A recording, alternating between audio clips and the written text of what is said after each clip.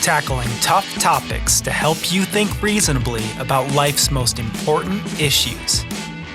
This is Thinker Sensitive.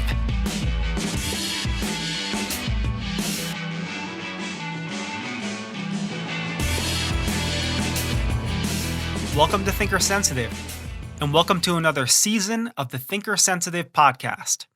My name is Ryan Ragazine, and I am honored to be your host. Hope everyone is having a great fall season, and hope life is treating you well. This season is entitled The Simpleminded Society.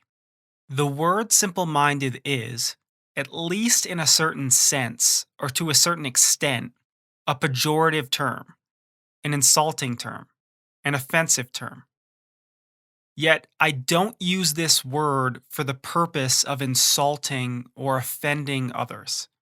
In fact, my reasoning for using this word is quite the opposite. I deliberately chose this imperfect term out of an array of other possible alternative terms, in part because it was the most moderate and least offensive term that I could find to express the ideas and the truths that I feel the need to convey in this season. I have a lot of experience in education, facilitating group discussions, leading Q&As, teaching in many different capacities. And I've always been very sensitive, I think, to the feelings of others in these varied settings. Most recently, my wife and I ran a house church based around the notion of Christian hospitality for about 4 years. We would have people over our house, share a meal, do a biblical teaching and facilitate a discussion, and then hang out and have fun. This was a difficult journey, probably the most difficult teaching assignment that I've ever had. We went verse by verse through the Gospel of Matthew for 3+ years. If you know anything about Matthew's Gospel, you know that it contains a lot of challenging themes and countercultural concepts. During my prep time, I would go back and forth. I would obsess over what to say and what not to say, how to say it and how not to say it, how to express something that I believed was true, a truth that might be inconvenient or offensive to some, in the most amenable, sensitive, and loving way possible. This was a constant battle for me, a kind of suffering, a kind of cross that I chose to bear. And let me be clear here. I chose that cross. No one chose it for me. I'm not some passive victim here in this situation. I wasn't in any way forced to do this. I decided to do it on my own accord. But it was a struggle because I sincerely loved the people who were a part of the group. The last thing I wanted to do was hurt them or offend them with something I said. I feared losing friendships and relationships over this. These fears would literally keep me up at night. At the same time, as a Christian, I believed that what I was being tasked to teach was good and true, and that these truths ultimately represent the best for all people. I also felt a responsibility to be faithful to the text itself, to do justice to the Gospel of Matthew in accurately presenting the author's original intent or intended meaning, without misconstruing or misinterpreting or misleading people. So you have these seemingly paradoxical or competing values that you're always trying to hold together in dialectical tension. Truth and sensitivity. Truth and love. Looking back on that experience, that experiment, I definitely learned a lot. There are a lot of things that I took away from it. Things that have heavily influenced the nature of this podcast, that I have directly applied to this podcast. I made plenty of mistakes along the way. Mistakes that maybe, in all honesty, I'll never get over. But hopefully, I've learned from those mistakes. One important lesson that I've learned, whether through success or failure, is that sometimes the truth, or at least what we subjectively perceive to be the truth, is inherently offensive. And there's no way around it. You can slave through blood, sweat, and tears over how to express the idea in question in the most sensitive way possible. You can express the idea in the most respectful, humble, nuanced, gentle, amicable manner imaginable, and the idea will still be offensive, at least to some. Some truths, some ideas are simply inherently offensive. My personal belief on the matter is that truth should be prioritized over offense. This doesn't mean that we shouldn't be careful with how we word things and say things. It doesn't mean that we shouldn't be sensitive to the emotions of others and considerate of other people's feelings in our communication. We absolutely should. And I've talked about this quite a bit on the podcast. But when we evaluate whether we should express an idea or not, the predominant question in our minds should be first and foremost, is this true? Not, is this offensive? The former is ultimate. The second is penultimate. The question of truth should always be elevated over the question of offense. If our society doesn't begin to learn this lesson quickly, then I truly fear that we're in for a load of trouble. So I embark on this season with the goal of holding truth and sensitivity in tension with one another, of speaking the truth in love. I also hold this critique of society in tension with the Christian view of the inherent dignity of humanity, of all human beings. I actually believe that all human beings are sacred, are transcendent, and are worthy of the highest level of respect. So, this critique is meant to be constructive, not deconstructive. It's meant to be edifying, not degrading. It's meant to be fruitful, not insulting. It's meant for the common good, for the thriving of society, out of love for all. Now, simple minded does not mean stupid. I think that's important to point out. An intelligent, smart, sharp person may exude various forms of simple mindedness at times. We all do. I talked about this in the season promo. I am, at least to a certain extent, subjectively redefining the meaning of simple minded. To me, it has a multifaceted meaning. So I don't just have one thing in mind when I use the term. I evaluated and carefully thought through a ton of different words, and I came to the conclusion that this was the imperfect word that both dialectically holds together truth and love and best captures the concepts that I have in mind in this season.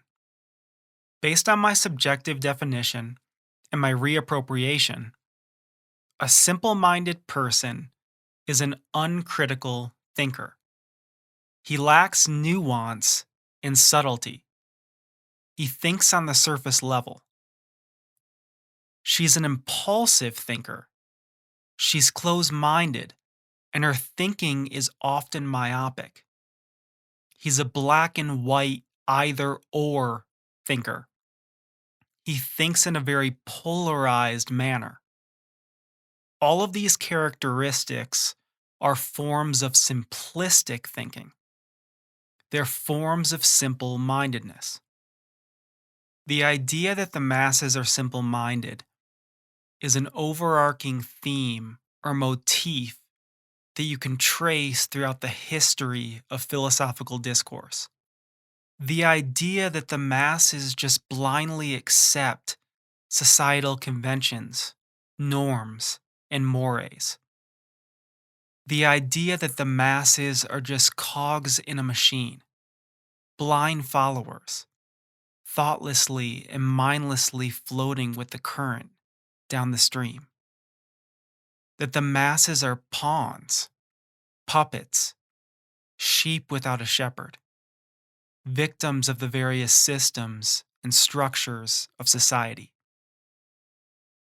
The idea that the masses are even indoctrinated in some sense, even brainwashed. That there's a lack of free, critical, creative thinking that transcends the system, the subjective trends and currents of the present moment, uncritically accepting opinions, subjective ideas, and even various forms of propaganda as facts. We are conditioned, programmed to believe everything our camp, our tribe, our people, our sources tell us as the gospel truth, holding presumptions, presuppositions, and biases that are constantly reinforced through the content that we subjectively and continually interact with. There's also this idea that the masses are overly pragmatic, that they value practical thinking over philosophical thinking. We concern ourselves with what will benefit us the most or what will bring us the most success, not with necessarily or fundamentally with what is true and real. We become actors, not thinkers. We're given lines written by others, told to act and move a certain way, to dress a certain way, to talk a certain way, maybe even with an accent that isn't our own, that's completely foreign to us. We wear masks, like in the Greek theaters of old. We pretend to be something that we're not, something that acquiesces to our director's instructions, something that assimilates to the plot and script that we've been given, something that will make our audience adore us and love us. The great philosophers of old stepped outside of the system, transcended society, questioned everything, and critically evaluated why we do the things that we do. They asked the why question in regards to everything, meticulously and painstakingly. They valued truth over all else, regardless of how inconvenient it might be. What is real? What is true? They often scrutinized themselves. Many of them tried to uncover their own biases and presuppositions. Some thoroughly and rigidly went down a long path of self-criticism, even to the brink of insanity, critically assessing their personal beliefs and viewpoints. They were willing to change their minds if necessary, willing to make personal changes and sacrifices for the sake of truth. They were iconoclasts, mavericks, even rebels in some way. They were often highly critical of their societies. I suppose you could call many of them cultural critics. Many were outcasts, unpopular, disliked. Many were ostracized and shunned. Some were excommunicated.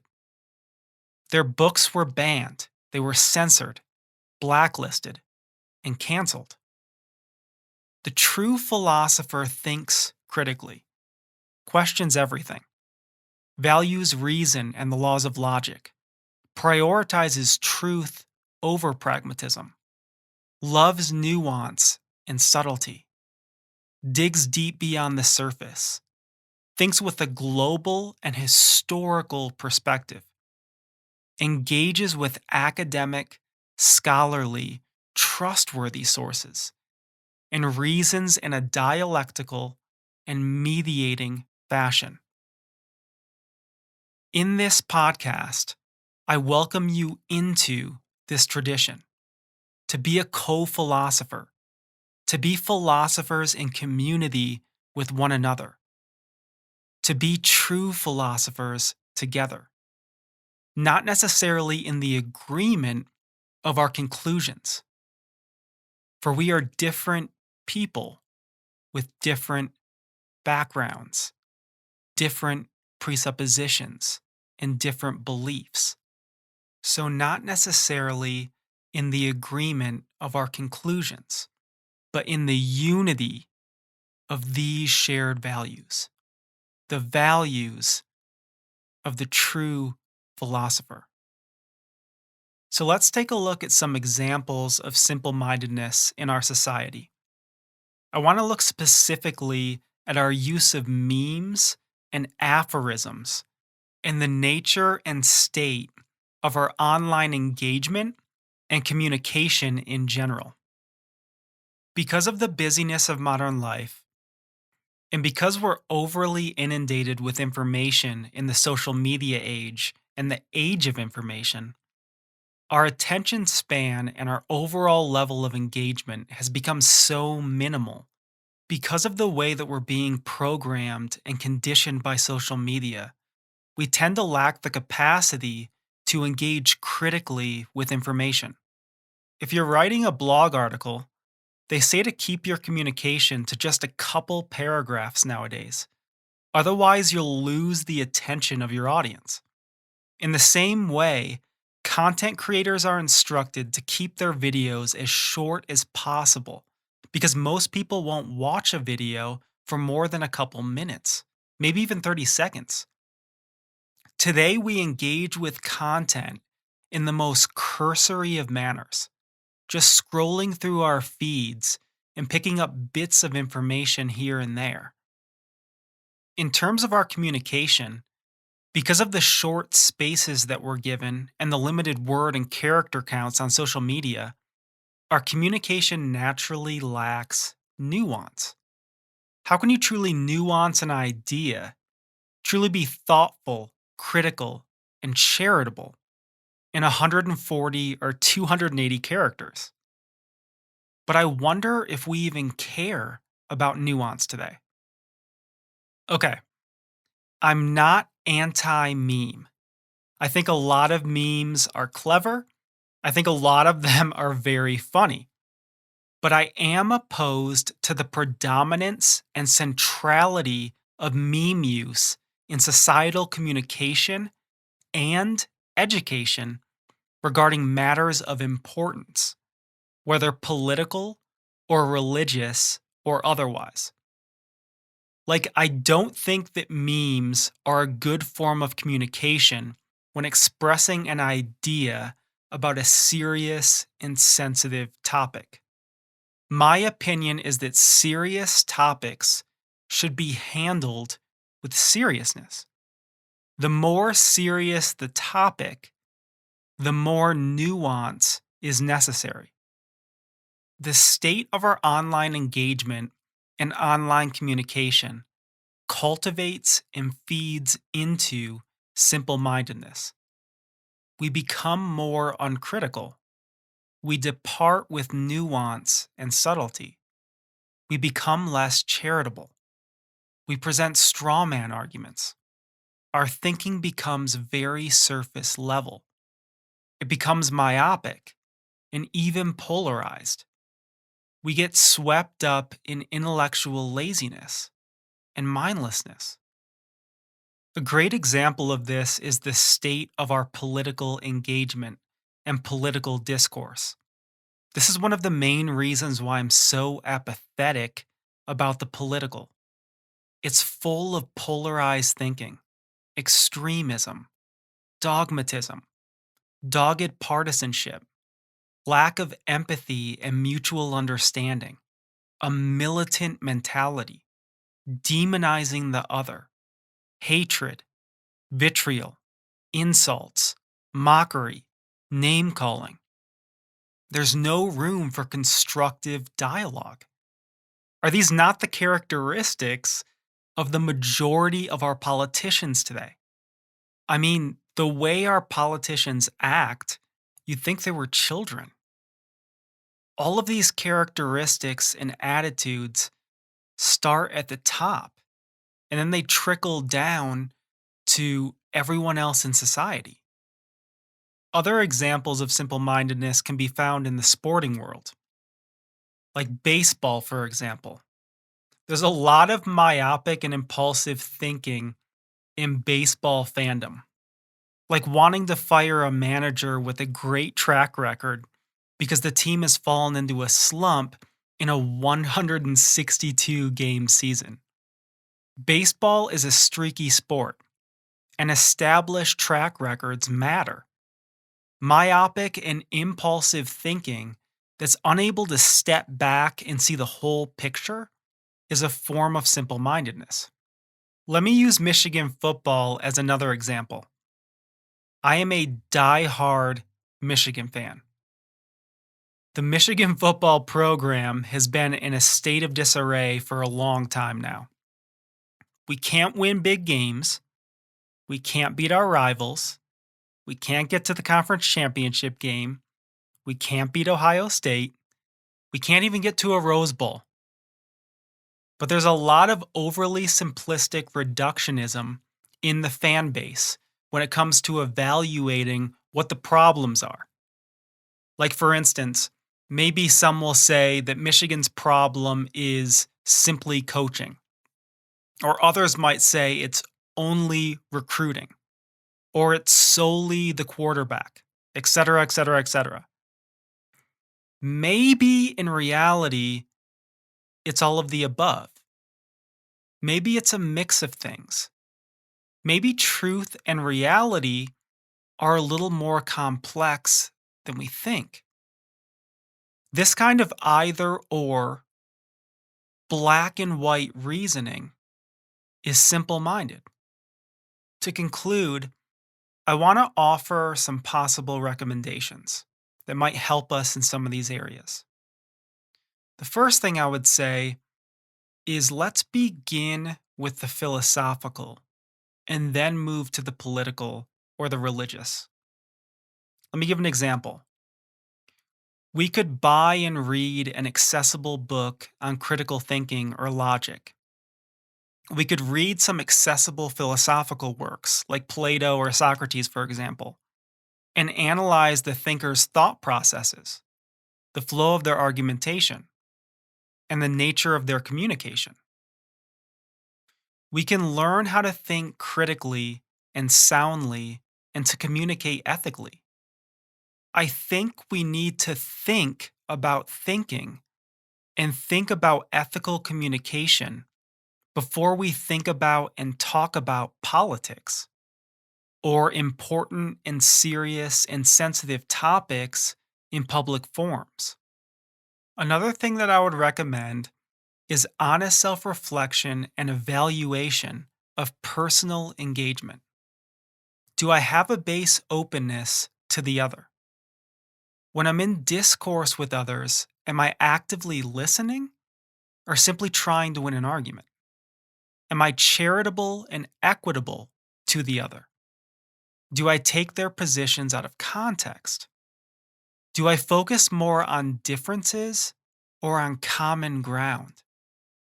Do I focus on the argument itself or am I focusing on the person making the argument? Am I civil in my communication? Do I critically and thoughtfully engage with content and information? Am I intentional about exposing myself to alternative viewpoints and divergent opinions? Another recommendation that I would offer is understanding the complexity of truth and reality. Truth is complex. Reality is complicated. Simplistic reductionism and extreme polarized thinking often perverts and exploits the richness and dignity of truth. It mistreats truth. It betrays the very nature of truth. It only finds a portion of it and therefore evades it and ultimately misrepresents it. Here's my encouragement. Try to find elements of truth in alternative ideologies and opposing viewpoints. Try to look at the whole picture, not just at the elements that you disagree with. Be self-critical. Be a mediating thinker. This does justice to truth as far as we can know it and understand it. I want to end with 8 quick tips on how to interact with information critically in the social media age. Number 1, don't allow your current newsfeed to encompass your entire worldview and to consume all of your thinking. Number 2, don't allow yourself to be indoctrinated by memes, tweets, aphorisms, article titles, news headlines, ads, clickbait. Think for yourself and think critically.